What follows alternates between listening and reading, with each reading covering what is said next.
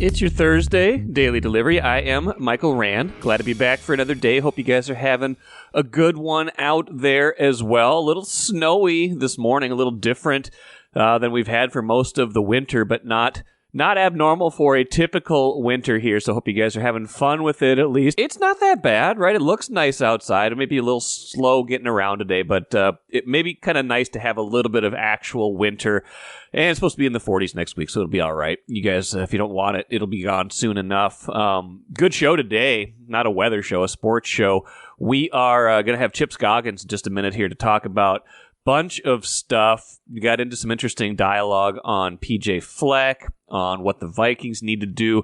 Asked him an interesting question, and I want to know what you guys think about this as well. Which coach between PJ Fleck and Kevin O'Connell could you imagine being on the hot seat in 2024 if the season goes off the rails? So that's something I asked Chip. We talked about that. I mean, we also acknowledge certainly this is a big year, big offseason for the Vikings and their general manager, Kwesi Adofo-Mensah. But I think it's a big year for Kevin O'Connell and PJ Fleck. Not saying either one of them would necessarily be in danger of losing their job in 2024, but if things go off the rails next season, which one of them is in bigger trouble than the other? So get into that, get into some Wolves stuff with Chip as well. That's coming up in just a little bit.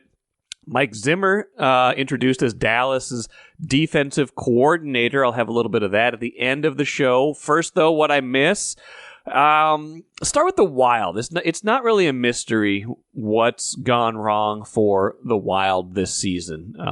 Number one is their penalty kill. When they've been bad, their penalty kill has been terrible, worst in the league, all-time historic low.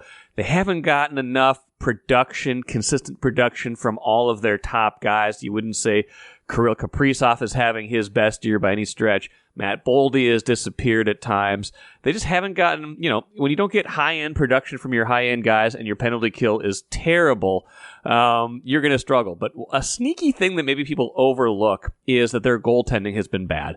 And you would think coming into this season that might be a strength of theirs, right? You had Philip Gustafsson, who was very good for them last year. They signed him to an extension in the offseason. And you have Marc-Andre Fleury, a Hall of Famer, at the end of his career, but still a guy that you would think could give you at least league average goaltending. Now, the Wild's goaltending has not been league average this year. It's been well below average. If you look at a key metric, I think Natural Stat Trick has a good look at this. I think Hockey Reference probably does too, but I was looking at Natural Stat Trick, looking at the difference between the goals they've given up and their expected goals allowed this season. It's pretty striking. They have one of the worst margins in the league when it comes to the difference between the number of goals they've given up and the expected goals allowed based on shot quality, things like that. I think there's 17 more goals allowed this season than they would have expected to be in all situations, and 13 just at 5-on-5. 13 goals. Like, how much does 13 goals really matter? Well, over the course of however many games they've played this season right now, after beating Arizona on Wednesday for their fourth straight win. So this is a positive segment, but we're starting off with a little bit of a negative. They've played 53 games. So, at all strengths, they're giving up like a third of a goal per game more than you would expect. A third of a goal. So like every few games they give up one more goal than they should. That can be the difference in 10 points in the standings, I would think. Like, just those little margins, winning a shootout instead of losing, going to, winning a game in regulation instead of having to go to overtime, things like that. Those margins have been getting away from them this season. You would think the goaltending would have been better. It hasn't been. It was good last night. It's not a secret. When the Wild do get good goaltending this season, they are a decent team, maybe even an above average team, or at least a league average team, a good enough team to be deeper into the playoff mix than just sitting on the fringes. And again, 4 wins in a row has gotten them to the point now where they can at least see the 8th seed in the West. I think they're only 3 back of St. Louis. There's a whole bunch of teams clustered there. Depending on where you look, they've got maybe like a 25 to 30% chance of making the playoffs now with, 29 games left in the season. A decent chance, right? A reasonable chance, not like a minuscule, barely mathematically alive chance, but they would be in much better shape if the goaltending had been better this season. Now, like I said, they got good goaltending last night from Marc-Andre Fleury. They beat Arizona 3-1. They've been getting good goaltending by and large.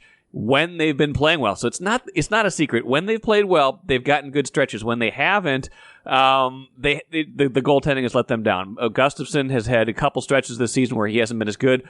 Fleury, as much as his story this year is great, chasing history, things like that, at the end of a great career, he's not been good this year. He was good last night, but he's not been good this year. So if they can turn this around, and I don't know how much we should expect them to, but if they can get better goaltending for the final third of the season, they do still have a chance to make the playoffs. Now, what that gets them, I don't know. I don't know if they're really even dangerous once you get to the postseason, but if they can turn that around, this is the single biggest factor I'm looking at right now. If they can get above average goaltending where they've been getting below average goaltending the rest of the way, this could be a team that actually makes the playoffs this year. Timberwolves, meanwhile, finish up the pre-All-Star break. I can't call it the first half. Pre-All-Star break, because basically 2/3 of the NBA season will be done by the time they finish playing at Portland tonight. That is the last game before the break, the All-Star stuff this weekend. Then they don't play again until next Friday against Milwaukee. That game will be significant for a couple of reasons. One, it's just a really good game. It's back at Target Center. Two, that will be an ESPN all-access day for the Timberwolves. I believe this will be announced later today, but I have confirmed that they are part of ESPN's all-access programming this year, which is a pretty cool thing for the Wolves. Basically means that there's going to be content all day long on ESPN that's Wolves-focused.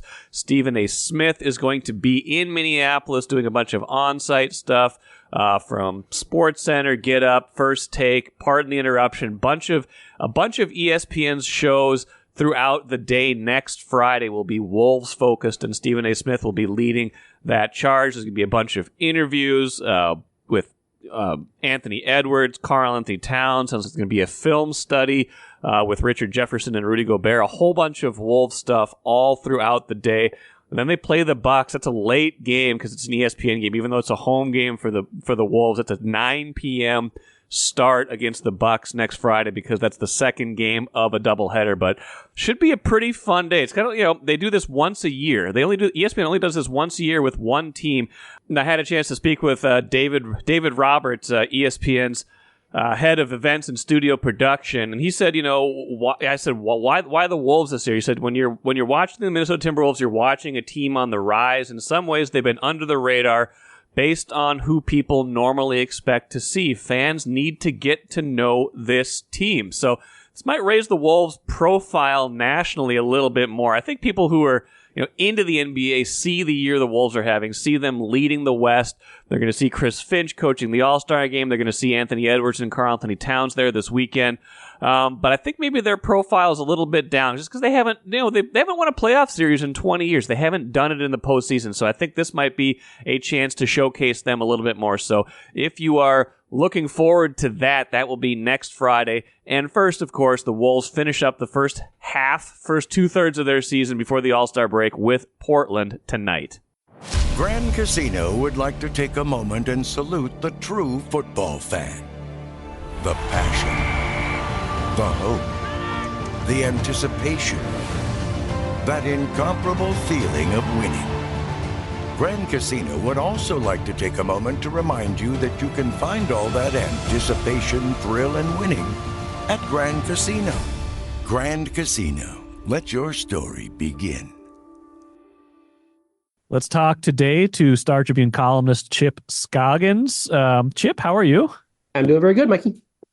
Good. I understand Thursday's paper, StarTribune.com, you have a Vikings column, which is good because I want to talk Vikings with you. I was going to talk to you anyway about the Vikings, but since you're writing about it, maybe we can kind of dive into that first. What's on your mind? What are you writing about? How do you feel like anything we've seen so far this offseason or seen leading up in the playoffs? How is this making you think about the Vikings right now? Well, we've officially entered the offseason or the silly season, yes. Which however you want to phrase it, and it's almost like in every market after the Super Bowl, the days after you look at the two teams, are like, okay, what's the blueprint there? Like, what are they? What's secret sauce? What do they have?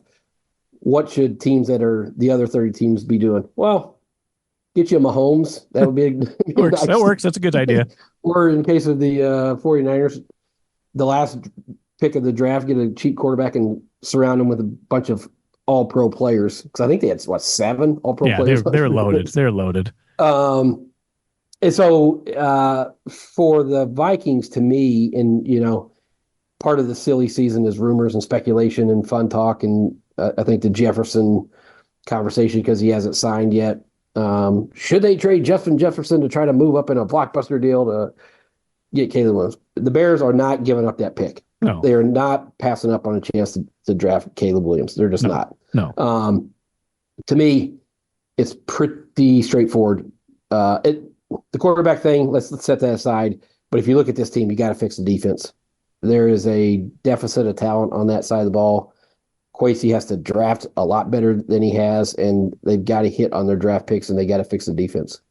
Well, and they're going into an offseason. We focus so much on the quarterback, but like Danielle Hunter's a free agent, and I don't get the idea that they necessarily either have the money or that he necessarily wants to be here long term. And he's going to go where the money is, but there's probably a lot of other teams that are going to want him, and it's just hasn't been the greatest vibe all the time with him. I think it's gotten better, but I don't think it's been the greatest vibe for him. So I don't know if he wants to be here.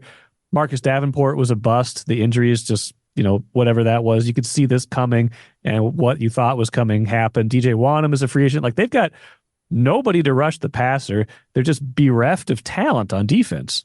Yeah, and I got to imagine some team is going to really pay big money for Daniil. Yeah. If a team that feels like they need a premier pass rusher.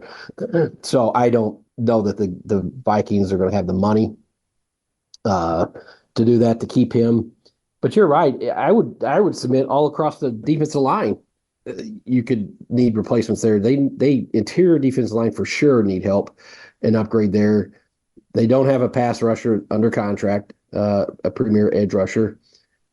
Your cornerbacks that Kwesi drafted in 2022, he thought he was fixing a problem area. Now, because nobody from the guys that he's drafted has risen to the level that you think, okay, this guy's a starter for the next 5 years. You don't have that. So he's going to have to readdress a position he thought he had solved. And so it's they have to spend a ton of draft capital on the defensive side. Offensive side, we can still say offensive line, interior, the 2 guard spots. If you want to try to upgrade center, that could be an area, but I think I would spend so much draft capital on the defense and try to fix that and figure out how much money you have left over after you make your decision on Cousins and you re-sign Jefferson, and see where you're at financially and what that would allow them to spend for free agency on an area need. You mentioned to me before we started recording, you were looking at how well Kansas City did in the 2022 draft, which is a big reason they've been able to kind of extend this dynasty, and build a really good defense instead of just being the Patrick Mahomes show. I want you to tell me those names in a minute, but I want to tell you a couple names first. The 2022 Vikings draft, they had 4 picks in the top 66 that year. So it wasn't like they didn't have draft capital. Number 32, Lewis Seen. Number 42, Andrew Booth Jr. Number 59, Ed Ingram. Number 66, Brian Asamoah. Not getting a lot, especially with those 3 defensive picks. Now you got a Caleb Evans at 118, 4th-round pick. He's played. He's okay, but he's kind of had a hard time staying on. Twice. He was benched twice in the last 2 weeks. Nobody from this draft, even Ty Chandler, nobody would you say, hey, we got someone we can count on for years to come. No, and that's part of that the discussion with the Chiefs and Jefferson is people say, well, look, they didn't want to pay Tyreek Hill $30 million, so they got rid of him. They trade him. Yes, that's easier to do when you have Patrick Mahomes as your quarterback. Yes. Like when you have Patrick Mahomes as your quarterback, you can stomach having to do that. The Vikings aren't in. This is a totally different situation than the Vikings are in. But they did use what the compensation they got from that draft. Listen to this draft, the 2022 draft for the Chiefs. Yeah. You just mentioned the Vikings. Trent McDuffie, who was a first-team All-Pro corner this year. George Karlaftis, I think he led them in sacks. Sky Moore had a disappointing year at wide receiver, but he made an impact last year. Brian Cook was a starting safety before he got hurt. Leo Chenal, an important linebacker. I think he caused a fumble in the Super Bowl. Isaiah Pacheco, a big part of their offense. Jalen Watson, he's the guy that returned, or the recovered the fumble on the punt that hit the guy's leg.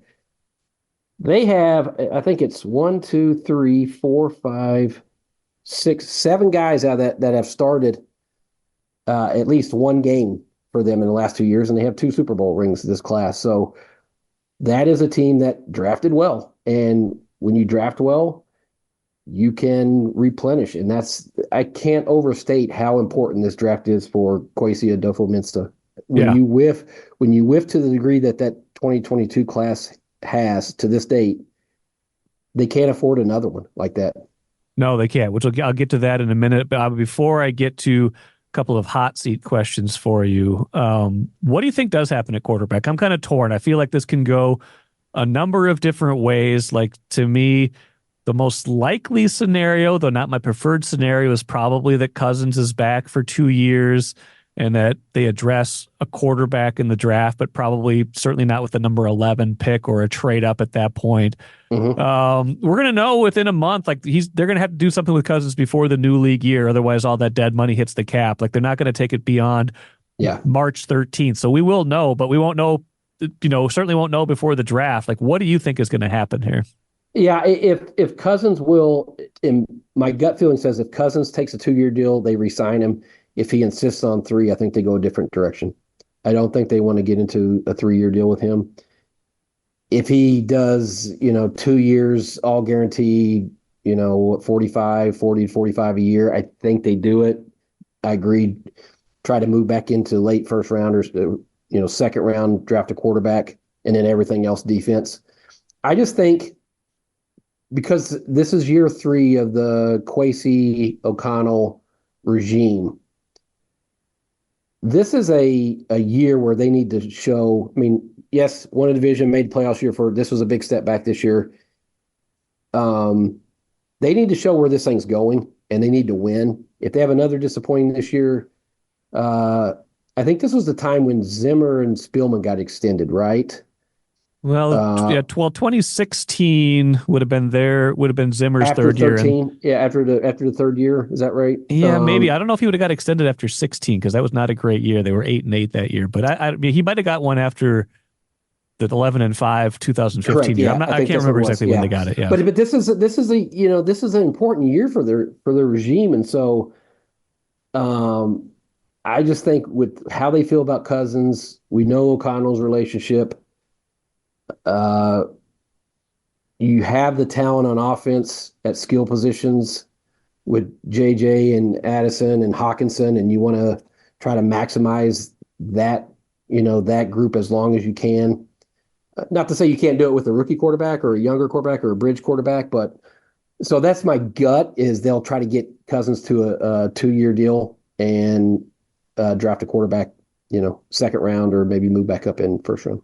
I kind of hope they do everything like that, except they don't do Cousins. I feel like you got to kind of punt it at some point and just take a year where you're not kicking money down the road. You're not playing for the one in 100 chance that you might go on a run. Like, it's just, you've had Cousins we've had much better teams with Cousins that haven't gone much of anywhere. I know he was playing well. I just feel like Hawkinson I don't know if Hawkinson's going to play this, play an entire season this year. Yeah. The defense still needs to get fixed. Like, this feels like the year to kind of just go all in on a new rookie quarterback and kind of see where it goes. But I don't think that's what's going to happen. It seems to me like re-signing Cousins is more likely, like you say. Now, you said it's an important year for Kevin O'Connell and Kwesi Adofo-Mensah. Who is it more important for out of those two? Kwesi. Yeah. Kwesi. Because I think Kevin is, this was a disappointing year, and there's things that, probably drive us all crazy about his coaching, as with every coach. But I think when you look at Kwesi's 2022 draft, and you look at the free agent signings this year with Davenport, particularly, he needs to have a big offseason. I mean, he can't afford to have another draft where you're getting basically next to nothing from, because you can't, there's no way you're going to, he talked about competitive rebuild. It's hard to have a competitive rebuild if you're not rebuilding the talent supply and the talent pool, and to miss to the degree that he did on Lewis Seen to date, It's not a period on the end of this sentence yet, but to date, he has really offered you nothing as a first round pick and all the maneuvers they did to move back. And so to me, this is more important offseason for Kwesi than it is O'Connell. Does make me wonder if at a certain point they wouldn't be a package deal anymore, but we're not there yet. We're not there yet. To say. We're not there yet. I don't know that it's ever going to be in the same way that we looked at Rick and Zim. Yeah. It seemed like those two became so interlocked, which we found out afterwards that towards the end of it, they weren't interlocked at all. You're right. There was tension there. Yeah. There was tension there. But from the perception, the outside perception was if one goes, they both go. I don't know that this will be that same situation in the Wilfs' minds. Yeah. And the other thing, Kwesi was not your traditional GM hire. He came from a non-traditional background. And so, there's just a lot of spotlight on his moves now and what he does to try to rebuild this roster because he wanted to get younger. He wanted to turn over the roster, which he did the first year. I mean, to his credit, I don't know if they were hard decisions in terms of letting Dalvin go, letting Thielen go, letting Eric Kendricks go. I think most everybody said, okay, that's the step you have to take. But that's only part of the equation. Draft and who you sign in free agency, that's a massive part of that job. And it's been an issue so far for him. I think what's interesting is that the Cousins signing in 2018 is probably where the Rick Zimmer fracture started. And I wonder if these guys are going to be aligned on Cousins 6 years later. I wonder if O'Connell and Kwesi have the same opinion of what they should do right now. I'm not entirely sure they do. And that will be an interesting thing as to how they come to that decision jointly and what they do going forward. Now, different spin on the same type of question, which I prepped you for before we started recording. I think it's an important year still for Kevin O'Connell. In fact, I saw him show up in these odds of who's the most likely who's first coach to get fired in 2024, and he was 6th or 7th on the list. He's way down, but he's on the list at least according to these odds makers. I don't know who it is. It's it's all this kind of garbage off-season content like you're talking about, right? It's silly season. It's speculation time, but an important year for KOC, especially if this is year 3 out of 4 in this contract, which we believe it is. Who is it more important for between Kevin O'Connell and PJ Fleck, if we may turn our attention to the college game as well? So if you're saying who would be on the hotter seat? Yes, whose seat is potentially hotter with a bad or a mediocre 2024? I would say probably O'Connell, just because I think PJ has more equity built up with his AD. Look at the Gophers. That was a bad year. I mean, it's a disappointing year. The way they finished, just the fall down in November to that degree, and to not get over the hump in the Big Ten West, which was terrible the last couple of years, and not to put yourself in position to win it multiple times and come up short. That's a disappointment. But I know that he has full faith and confidence from his administration. I think when they look at it more broadly than just wins and losses. They look at a lot of the other things. Yes, that program's charged with winning and making money and trying to win at a high level. But I think they're more apt to look at, they run a clean program, they do things right, players are graduating, those things. As frustrating as we get with PJ's offense, with his approach, his philosophy, his conservative nature, I still think he has a lot of support of the administration. And I think O'Connell does too with the Wilfs, but the NFL is just, as we've seen, it doesn't take too many bad years before they make a change. But we weren't. It's so funny how things can change, right? Year 1, we're talking 13 and 4. Yeah, does he deserve Coach of the Year votes? And year 2, we're talking about hot seat. But I just think we don't know fully what his contract situation is, but they tend to give 4-year deals. Yeah. This ownership, and so if that's the case with them, he's entering year 3, coming off a bad year, and the divisions looks a lot different now than what it did a year ago this time. Now all of a sudden you're looking at all the teams in the division. making strides to improve themselves. So this is a big year for O'Connell on the field. Kwesi, I think, again, more so, but this team cannot afford to tumble down this in the division. Right now, I think if you looked at the other teams, Lions, obviously what they're doing, Packers had the youngest team in the league and found their quarterback and have a lot of high draft picks. The Bears have 1 and 9 overall draft picks. They're going to get Caleb Williams. The Vikings are looking up in the division now. Yeah. I mean, they just are. And so this is an important year for them to start to gain traction again and moving forward and being relevant in the division. Yeah, I think they certainly can't afford to essentially run it back with the same results, right? Like if they're going to run it back, if they're going to bring Cousins back, then it's with the expectation that they're at least contending for the playoffs, right? With this offense, with what they can add. I think it would have to be. It would have to be. If you're spending that kind of money on your quarterback and Jefferson, it's not to be fourth in the division. No, it's not. It's to compete. You're doing that to saying, hey, we think we're a playoff team. Yes. Now, if you tell me that they have a healthy Cousins and, you can't predict injuries, but if you say healthy Cousins and healthy Jefferson and you're able to do some stuff with the defense, are they a playoff team? I would say, yeah, that should be the expectation. But Brian Flores did a wonderful job, a masterful job of creating a scheme, devising a scheme that nobody had seen before. It was new and innovative, and it took time. You could tell teams were confused by it.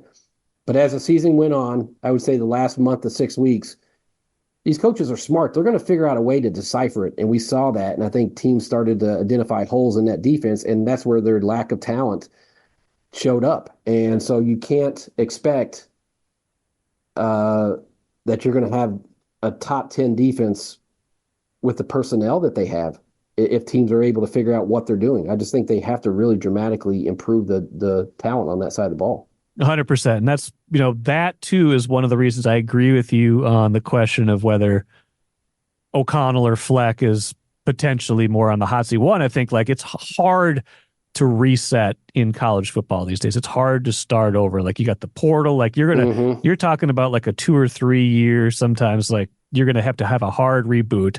And I think they do a lot of what PJ's brought. And you're right. You can do it quicker in the NFL, and you can look at it and say, hey, if we don't like the job O'Connell's doing, his defensive coordinator's been a head coach before. He's done a pretty good job as head coach. They could, the next guy up in the chair isn't that far away. That's the thing. If you fire an NFL coordinator, you don't have the transfer portal where 35 or 40 players can leave, and now all of a sudden you're like, oh, what do you know?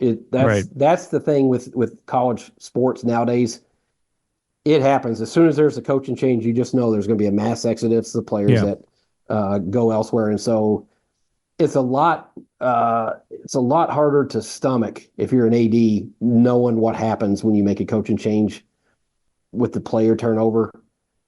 That's just a hard thing to go through. And so if you feel like you're disappointed in the results, that's one thing. But are you so disappointed that you feel like you want to go through that and change a coach with, look at this Big Ten. Yeah. This is not an excuse, but it didn't get easier when they added USC and Washington. No. It did not get easier. So that's why I say I would put that question more on O'Connell. Now I should say we almost did, but there was at least the specter of them having to do a coaching search anyway, the whole Fleck-UCLA stuff over the weekend. I don't know how far past rumors, report stage it got. I had Randy Johnson on the show today, and he was like, "Yeah, I think UCLA was interested in Fleck." I don't know what you think or know about that, but how do you kind of frame that up? And it would have been a disaster for the Gophers, I think, to have to replace a coach in mid-February, a head coach who had built that to the degree that he has. But, how did you kind of value that kind of 24 to 48 hours where there was at least some uncertainty? Yeah, it made sense from UCLA's perspective. And I've told people this, I kind of have I have a relationship with the UCLA athletic director, Martin Jarman. Many, many years ago, almost 30 years ago, I covered Martin as a high school athlete in Fayetteville, North Carolina. That's great. And wrote a lot of stories about him, got to know him really well and his family, and still keep in touch with him. And So it made sense that they would be interested in Fleck because they need a coach to bring some life to that program. Their NIL sounds like it's I don't know if non-existent, but not very robust. Their NIL is NIL. Yes, that's right. And their athletic department runs that deficit. I think Chip Kelly made less than Fleck. So like about the same, yeah. Would they really be able to afford Fleck's buyout and to give him a raise and to do all the when you make a coaching change, it costs a lot of money. Yeah, it does. And so money that they don't have, it made sense from them to actually, I don't know if Martin had conversations with PJ or what. Other than it's LA and it's warm and you're surrounded by a bunch of high school talent, it wouldn't make much sense for PJ to go there. We know he likes challenges and going place where there's you have to elevate it and breathe life into the program, but that one just doesn't make sense. So I'm sure they probably had a conversation or he reached out, but I don't know how far it went, but it certainly would make sense to me that UCLA would look at PJ to gauge his interest. Probably not a ringing endorsement for the job when the previous coach flees for an offensive coordinator job.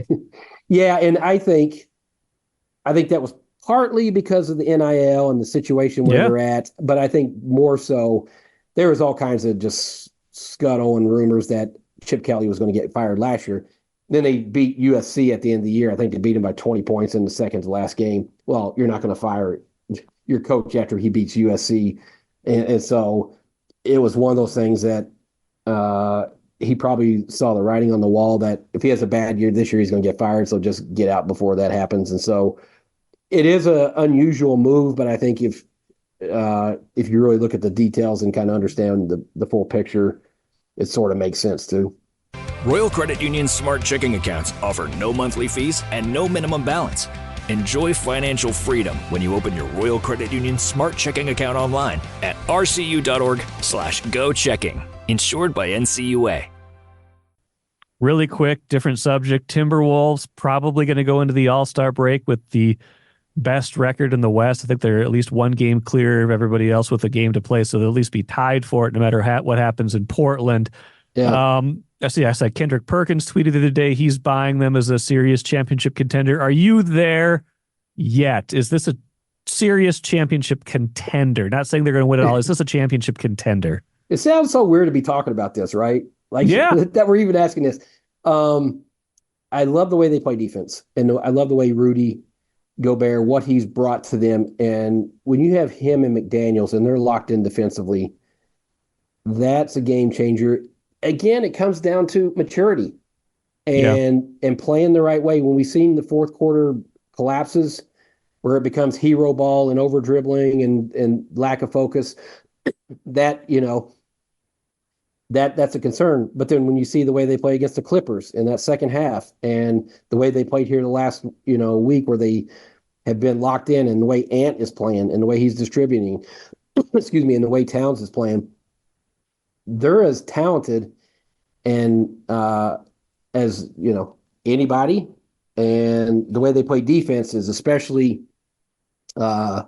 gives you confidence that if they can play that way and play maturely and avoid those lapses that they have where they just kind of look like five guys and five cabs in the fourth quarter and it's just this team can make a run, but it's been a fun first half, and I really hope that they can show their mature selves when they get in the playoffs and not, revert to bad habits. Yeah, that's going to be the big question, right? That's what we don't know yet. That's the still where I hesitate, because you look at all these teams in the West still that are loaded up, and they might be kind of like lurking there right now, like Phoenix, teams like Dallas, even with some of the stars they have, even like the Lakers and Golden State that might be relegated to the play-in. Like, if the Wolves played one of those teams in the first round, I would still be nervous if you were the Wolves, just because you don't know what you're going to get quite yet against teams that have been through it 50, 60 times. Well, we haven't seen it. I mean, we know teams can pace themselves, or however you want to say it, through the regular season. Load management. And then when they get in the playoffs, they know it's a different animal and they know how to play and they have the championship pedigree. And so the Wolves, we haven't seen that. We've seen their worst sides of them in the playoffs where they kind of self-destruct or they don't play defense or they complain to the officials and they get sidetracked by things. So try to punch each other. Or they punch each other. So that's where I hope this team is different. Yeah. You hope that they've learned from that. You hope that they realize what makes them really good, and that's when they share the ball and when they play great defense. And I think the way Gobert is playing this year is the difference maker. Yeah. To me. I mean, he is so influential on the defensive end, and you just see it the way he impacts the game on the defensive side. And then when you add Jaden McDaniels with that too. So, but it still remains to be seen. It's as great as this is, they have to prove that they can play this way in the postseason when teams are really dialing it up and going to another level and finding their playoff gear. It does seem weird to say, but we're not going to know if they're real championship contenders until they either are or aren't, right? Like, correct. That's just kind of it. Yeah. I don't think it's a talent deficiency thing. No. I don't think it's that. No, but sometimes you got to go through it a few times before you really get it. That's it. And they haven't gone through it enough yet. I know they've had a couple of first round playoff series. That's not going through it yet. There's going to be expectations this year that are different than anything that they've experienced so far. Yep, I agree. Chip, appreciate it as always. I'm sure we'll talk again soon. All right, brother. Good stuff as usual from Chip Scoggins. Hope you enjoyed that conversation. Good one coming up tomorrow, too. Rachel Blount from the Star Tribune will join me to talk World Cup skiing. That event this weekend is feeling a little bit more like winter, I guess, now that the snow is here just in time for this event. I think there was, it was going to go on regardless. They were making snow, but at least the scene will look a little bit more wintry now that we actually have some snow on the ground here. Let's finish with the cooler. Mike Zimmer introduced as Dallas Cowboys defensive coordinator. He will be working alongside Mike McCarthy, his former NFC North rival. They were both, of course, longtime head coaches in the division. Zimmer with the Vikings, McCarthy with the Packers. Zimmer looks happy. He sounds happy. I listened to some of his introductory news conference the other day with Dallas. Here's a clip of that and talking about working with Mike McCarthy in Dallas. Did I ever think I'd be back? I don't know. I always kind of hoped I would be. When my time was off, I'd had some phone calls of going places, and I wanted to be somewhere where I knew people and I trusted people. And so when this opportunity came up, I was excited because the relationship I had with Mike and even the conversations that we've had since I've been here, telling stories about when we played up in Green Bay or they played in Minnesota, and then with Jerry and Steven and those things. But I've had such great respect. I actually told him the same thing. When I was in NFC North, he was the one I respected the most. They were the best team. They were the most well-coached. Their teams played the right way. And so we tried to emulate a lot of those things, and so that we could hopefully compete against them. Zimmer's seat, of course, got plenty hot towards the end of his Vikings tenure. Tying this all together with my segment with Chip Scoggins eventually cost him his job, but it was a pretty good 8-year run in retrospect, and we'll see where Kevin O'Connell can get from here. That will do it for me today. Hope you enjoyed today's show. Like I said, Rachel Blount on tomorrow's show, plus plenty of other good stuff as well. I'll talk to you again tomorrow.